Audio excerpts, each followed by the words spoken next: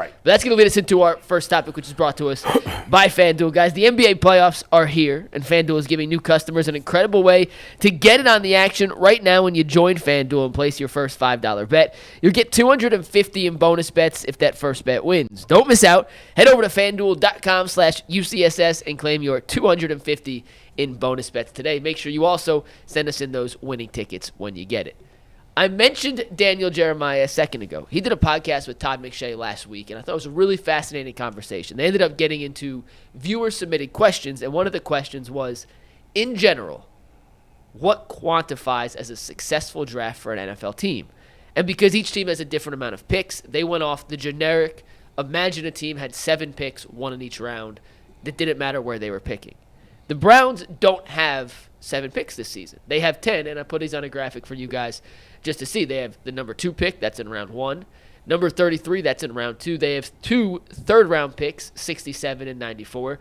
They have a 4th-round pick at number 104. They have multiple 6th-round picks. They have 4, in fact, 179, 192, 200, and 216. And then they have 255. It's not the Mr. Irrelevant pick, but it is one of the last few picks in the NFL draft. So they have 10 picks. So before I ask this question, just keep in mind the Browns are operating off 10 picks, 5 in the first 105, as opposed to what McShay and Jeremiah said would constitute as a successful draft.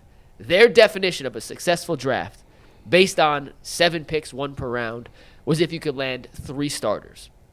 And anything above 3, 4, 5, 6, 7 is an exceptional draft. Bull, G, Tyvis, with the Browns having 10 picks in this draft and 5 in the first 105 picks. How many picks do you believe Andrew Berry has to hit on? And we obviously won't know the answer for a couple of years, but how many starters do you think he has to get out of this draft class for it to be considered a successful haul? Well, guys, first of all, I mean, to answer that question is nearly impossible because it's so nuanced. You'd really have to break it down team by team. But to just say 3 starters, the Browns are picking at 2. Yeah. That guy better be more than just a starter. And what's success? Jed Wills was a starter. No, we need a pro. He wasn't very good, but he's a starter. The person that they pick at 2 has to be Pro Bowl and then hit at one point in his career be an all-pro type of guy.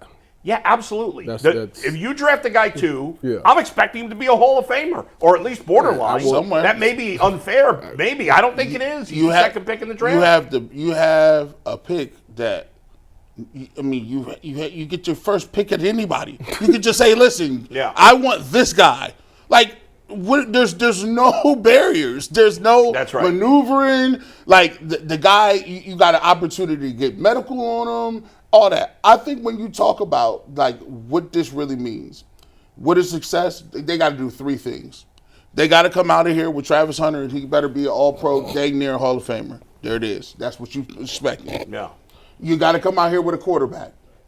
If you get a quarterback and he's your long-term answer at quarterback, that is a wild success. That's wildly success. And if you can come in here and get me a running back that you're going to say is a bell cow running back that's going to take over for Nick Chubb, pass the torch, so to speak, and get a guy that's going to come in and be a starting running back that you can say, oh, this guy's good. Okay, I'll take it. And then the cherry on top of the sundae is somebody in rounds 4 through 6 who come to your team and display somebody immediately and be like, where did they get this dude from? Yeah. He's an automatic starter. And you can't do percentages of the picks because 5 of their picks are in the 6th round or later. Right. Yeah. Right?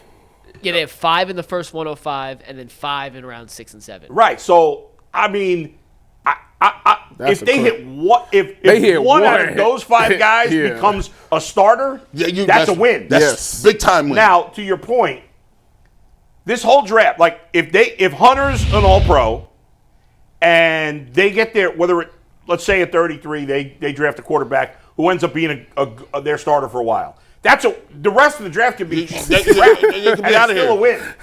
Done. Throw it away. If you hit on the quarterback, then every other pick, the other 8 guys could be out of the league in 2 years and still be an A.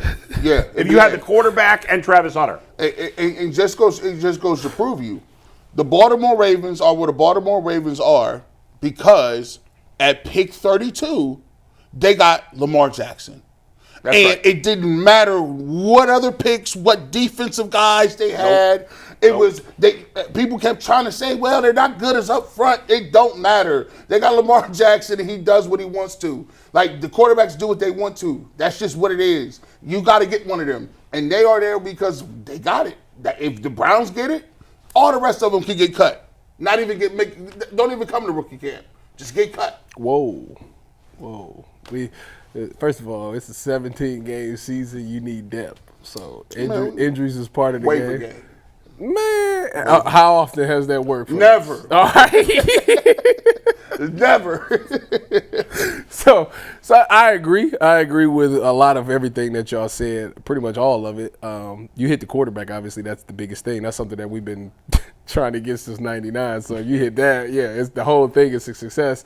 But I would say out of the 10, give me 3 in the first, second, and third. Give me that. Let those guys be starters.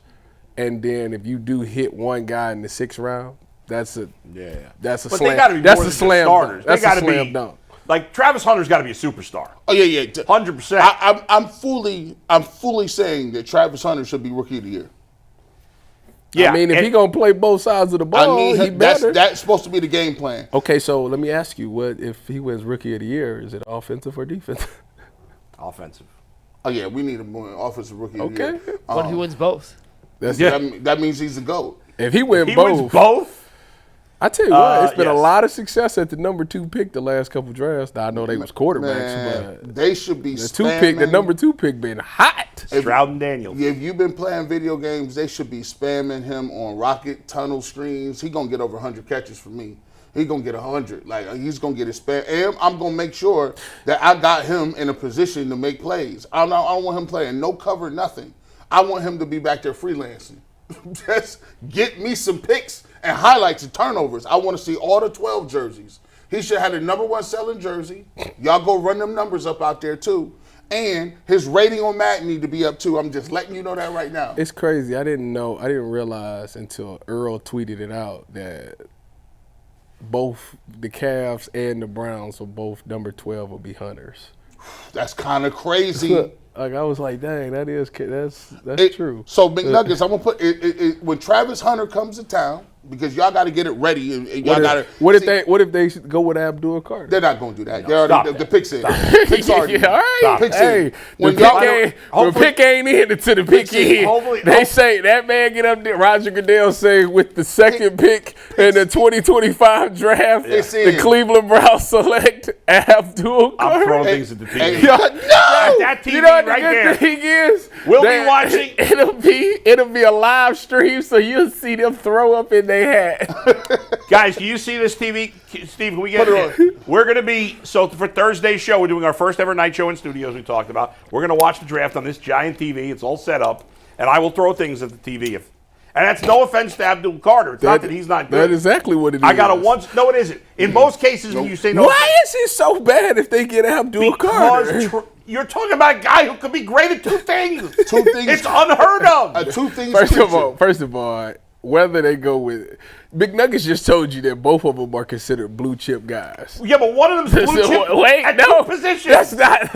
Listen. I'm just saying. One of them touches the rock. In this conference that we play in, this division that we play in, you would admit that defense is really important, right? I got one of them already.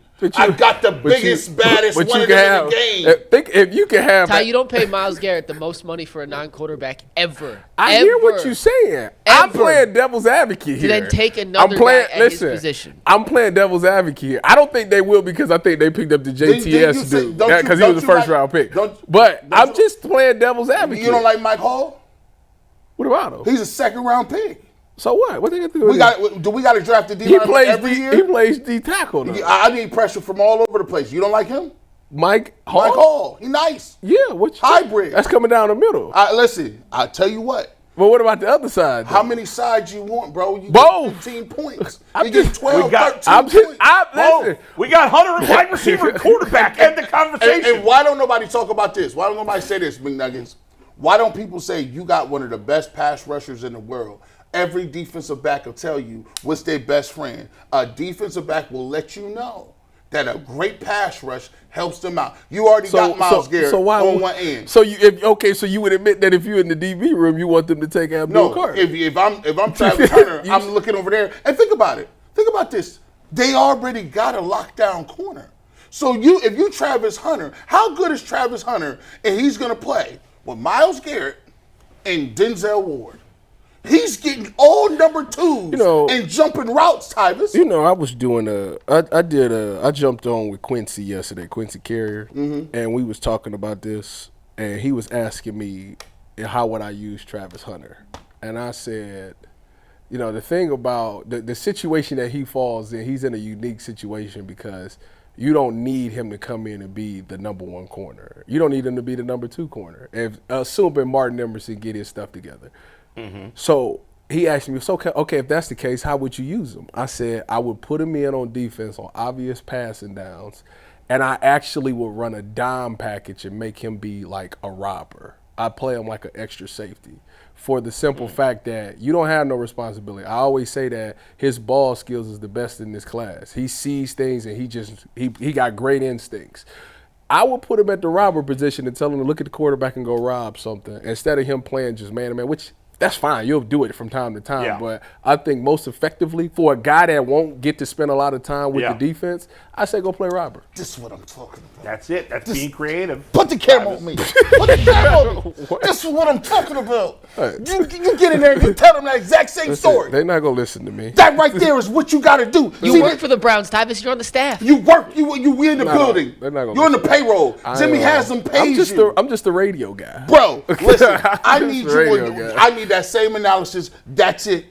He said it right there, people. This is how when people tell you, I don't know how they're going to get him on the field. If he gets hurt, he's going to be hurt at two positions, G. So let's not take him and get a fullback. That's absurd. That's absurd. Shut up. Shut your mouth. Let's go, Tyvis. That's what you do. You put him at robber.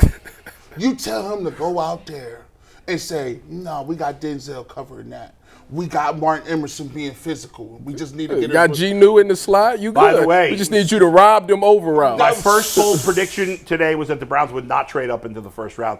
My second prediction today is Greg Newsom's getting traded this weekend.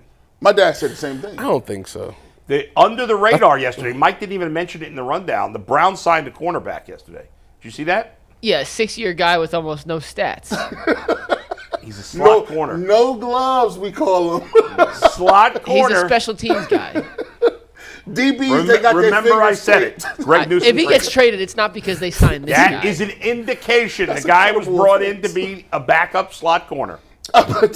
There is no such thing as a backup slot. Well, we're making that. It is no such thing. So Travis Hunter is at the Cam Mitchell is gonna go to nickel if G-New gets traded. That's right, and then this guy be the backup. Cam Mitchell. Travis Hunter might probably be the backup. Well, whatever. He'll be there for fifth corner. This is why I love it so much. And by the way, McNuggets, as we continue the Travis Hunter parade. My dad said the same. We are, by the way, when he gets drafted at number 2, does that make him already the most recognizable Cleveland star? No. That, my friend. Who? No, it's still Donovan Mitchell, I think. Yeah. Especially in the middle of a playoff push right now. Clevelanders? Donovan. Hey, listen. Donovan got the city on fire right now. He got the city on fire. He's already in the top 3 cooking. Ty Jerome's not a bigger star in the city right now? No. Travis to put a bow on this conversation, we'll get to some more draft stuff later. I know it is a very nuanced question, and there are different levels of success with the second pick versus the 22nd pick versus not having a first-round pick. But with 10 picks in the draft and with 5 in the first 105, Barry have to get 4 legitimate starters out of this class for you to look back on it and say, you know what? Kudos to Barry. It's a good haul. That would be great in a perfect world. I don't think that has to happen. Travis Hunter's got to be a superstar. Whoever they take at 33 has got to be at least an all-pro.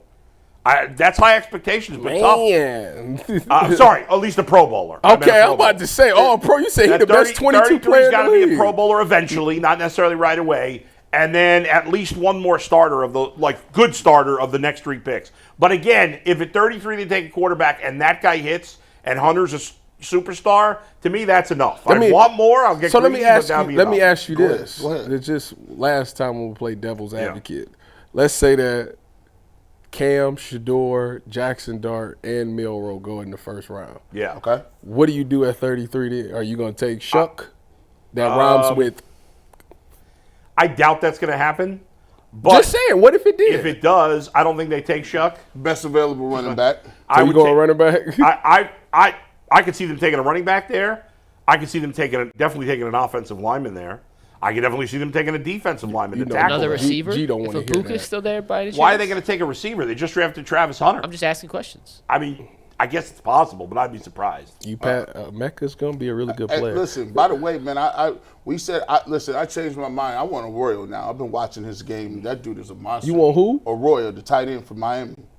I like him. Hey, he like a 4th round Everybody's pick. upset. Hey, Bull, actually, hold on. I want to push back on something you just said. Go ahead. So you asked why another receiver? Yeah. The Browns need talented, good football players. I understand that best Of course, position you take the best player Yeah, available. and if they have Ibuka, I'm just using his name. I just don't think he's going to be there at 33 anyway. Fair. If they think the best player at 33 is a receiver, I would have I no would issue take it. taking Yes. either one. Yes. yeah, I they just don't think that's going to be the case. They Okay, should, fair. They But should I'm take not- that Trey Jones kid from Ole Miss in like the 3rd or 4th round. Trey Harris. Harris, excuse me, yes. Now, this is the question you should have asked me, Nuggets. If Travis Hunter is just all-time good and they miss on everything else, can that save his job? No, because in my opinion, because I think that's a no-brainer pick. Well, here's the thing. No, the reason I said it I'm is, not sure it takes a I've never Harvard seen- grad, an Ivy League guy, to look at Travis Hunter and say, "Oh, he might be a good NFL." Well, no, but it happens sometimes when, like, if somebody is so exciting, you can have a trash year. I'm trying to think of like somebody who did it, like Who had a trash year? okay, like when a high prospect that didn't pan out? like when Josh Gordon He was getting 1,600 like that one year. Nobody cared that the Browns were trash. They were just like, all right, let me just tune in to see how many yards Josh Gordon's going to get. I wouldn't say nobody cared, but it wasn't. It wasn't like You still had the excitement of that. If you said like It this, was a distraction. If Travis Hunter wins offensive rookie of the year and defensive rookie of the year, can you That's not? That's ridiculous. By the way. That's And I'm not saying this is. I'm not gonna hype it up. Wait, because that's tough. But if he is that, and Andrew Berry is like, listen, he's that, but we won, I don't know, 5-6 games because we played Flacco the whole year and we said we weren't going to play no other quarterbacks to pick it. Does that enough on the fringes say I should get my job, keep my job? For Barry or for Stefanski? I'm talking Barry. Wait. So let me get this right. So the only pick that hits that we see something out of is Travis Hunter. No, he No, hits, if that's the case, Barry's gone. he hits, right? But he hits like it's a big hit. Okay. Yeah. But the rest of them, You might get a back here. He's rotating. If that that's happens, he getting fired. if that happens, Barry's gone. Stefanski stays. He in that getting case. fired. Okay. So he got to. So you got to. You So can't what have. you're telling me? You can't have 5 picks in the top 105 and if only you hit give one. me Travis Hunter and one more starter, You'll stay. Listen, so you're gonna take that deal? He'll stay. It depends. Travis Hunter guy- and one more starter. He'll in stay. a perfect world, both guys keep their job because that means they drafted well, they developed well, and they played well. So, as frustrated as we've all been with the GM and the coach, we want them to have success because continuity is better. Mm-hmm. Now, if you just have continuity and it sucks, that's bad. But in a perfect world, these guys kind of get it together this year, and then you can move forward with both of them, and hopefully they continue to get better as time goes by.